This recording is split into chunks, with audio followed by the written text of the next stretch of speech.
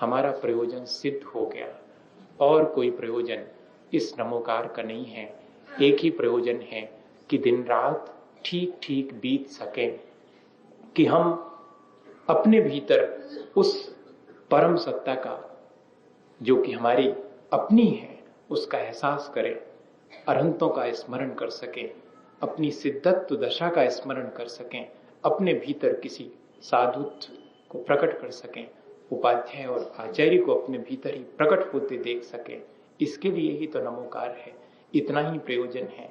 इस प्रयोजन में अगर आप चूक जाएंगे तब फिर मानिए कि आप इसको वैसा फील नहीं कर पाएंगे। मैं ये नहीं कह रहा हूं कि अगर आप नमोकार का गड़बड़ उच्चारण करेंगे तब आपको कुछ नहीं होने वाला, होगा, घाटे का सौदा होगा, होगा तो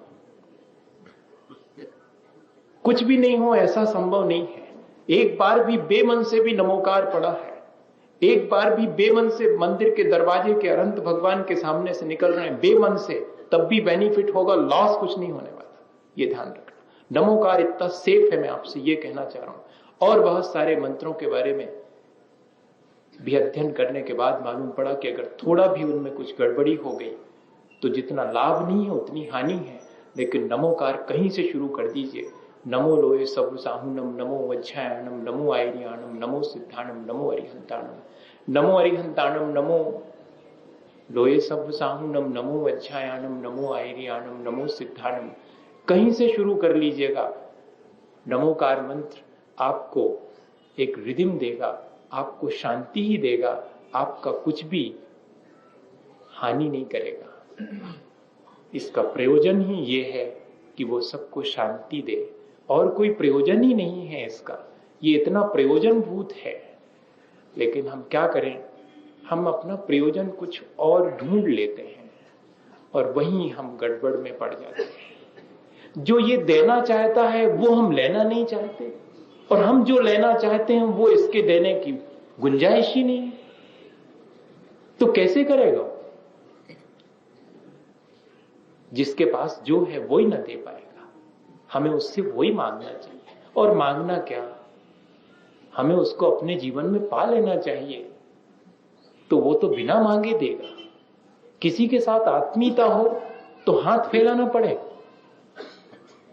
हाथ तो हम सिर्फ ये बताने के लिए फैलाते हैं कि हाँ हम चाहते हैं, वरना वो देने के लिए तो निरंतर उत्सुक है ही। हमें हाथ फैलाने की भी जरूरत नहीं है, पर वो चाहता तो इतना जरूर है जिससे हमारी आत्मीयता, उसके सामने भी हाथ थोड़ा सा फैलाते हैं, ये बताने के लिए कि हम चाहते हैं। पर क्या चाहते हैं? जो वो दे सकता है वो ही चाहा जाए। एक बेटा पैदा हुआ था बुढ़ापे में एक व्यक्ति के यहाँ पर। आखिरी बात कह रहा हूं आज के लिए, और फिर हम नमोकार को फील करने के लिए पूरा मन बनाएंगे, क्योंकि हमें प्रयोजन पता लग जाना चाहिए कि ये नमोकार हमें क्या देना चाहता है, क्या प्रयोजन है इसका नमोकार मंत्र का, क्यों एग्जिस्ट करता है ये अनादिकाल से और अनंत काल तक, क्यों एग्जिस्ट करता रहेगा, किस प्रयोजन से, आखिर पर्पस क्या है इस नमोकार के होने का। अगर ये समझ में आ जाए कि इस नमोकार के होने का क्या अर्थ है, तो अपने होने का अर्थ समझ में आ जाएगा और अपना प्रयोजन समझ में आ जाएगा। बहुत मुश्किल के बाद, बहुत तपस्या, जप तप साधना के बाद उस व्यक्ति के एक बेटा पैदा हुआ था बुढ़ापे में, लेकिन आंख नहीं थी उसके, अंधा पैदा हुआ था। देखो तो, इतनी जप तप और साधना के बाद बुढ़ापे में पैदा हुआ, और वो भी अंधा पैदा हुआ। फिर भी उसने कहा कि चलो कुछ हुआ तो। पढ़ने के लिए उसे गुरुकुल भेज दिया। बड़ा होकर के जब वो बेटा वापस लौटा तो पहले नंबर आकर के पिता से उसने कहा कि जिस तरह मेरी आंखें नहीं हैं, क्या आप भी अंधे हैं? पिता तो चौंक गया। उसने कहा नहीं बेटे, मैं और तुम्हारी मां, हम दोनों भली प्रकार से देख पाते हैं, हमारी आंखें हैं। हमने बहुत जप तप करके क्या करें, भगवान से मांगा और हमने तुम्हें पाया, बहुत मुश्किल से पाया, लेकिन अंधे तुम हुए हो, हम सब तो रोशनी वाले हैं। उसने कहा, पिता काश आप भी अंधे ना होते तो मैं अंधा पैदा नहीं होता। आपके अंधेपन की वजह से मैं अंधा पैदा हुआ।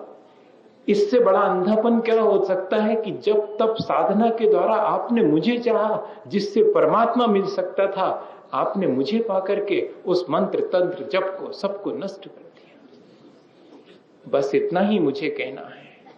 जिस मंत्र तंत्र और साधना के द्वारा हमें अपनी भगवत्ता प्राप्त हो सकती है, कहीं चूक नहीं जाना कि दुनिया की छोटी छोटी सी चीजें मांग करके संतुष्ट नहीं हो जाना। अगर इस नमोकार के द्वारा हम अपने भगवत्ता को पाने के लिए प्रयत्नशील होंगे तो ये हमारे भीतर छुपी हुई भगवत्ता को भी प्रकट कर सकता है। मैं छोड़ता हूं आज बाहर की सारी आकांक्षाएं, मैं छोड़ता हूं दुनिया के सारे प्रयोजन और लगाता हूं अपने जीवन को दांव पर। नमोकार मेरे भीतर प्रकट होकर अपने प्रयोजन को मेरे भीतर जरूर सिद्ध करेगा, जरूर प्रकट करेगा।